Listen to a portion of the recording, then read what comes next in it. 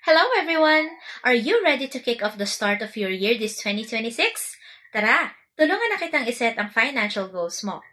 Today, I will help you assess your financial readiness through looking on the 4 financial pillars ni Sir Chinkitan, ang pambansang wealth coach.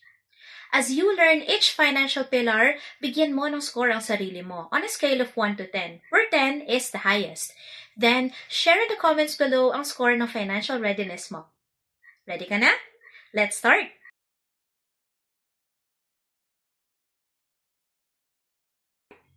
Number 1. Earning. This is the active income stage. Ang focus nito ay kung paano ka kumikita ng pera, whether full-time job man yan or side hustle. Number 2. Manage. This is the budgeting stage. Karamihan sa mga working professionals ay sustainable naman ang kita, but still end up being broke dahil di nila alam kung saan na nga ba napunta ang pera nila. Number 3. Grow.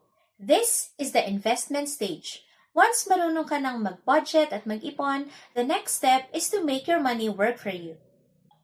Number 4. Protect. This is the safety net stage.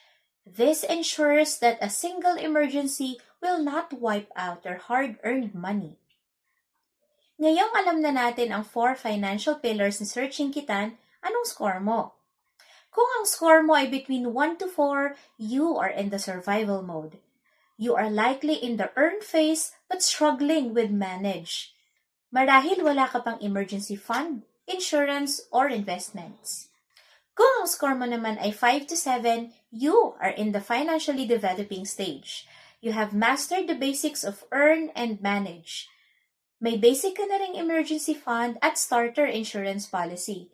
And most likely, nagsisimula ka na rin ng small investments. At kung ang score mo naman ay 8 to 10, you are in the freedom zone. You are financially resilient and ready.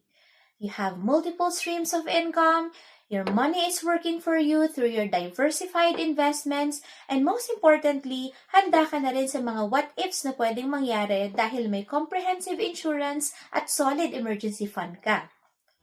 Nakompleto mo ba ang ating checklist? Are you financially ready? I hope you were able to assess your financial readiness through the 4 financial pillars ni Sir Chinkitan. Together, let's say hi to The Brighter You, where we'll talk about life, finances, and adulting.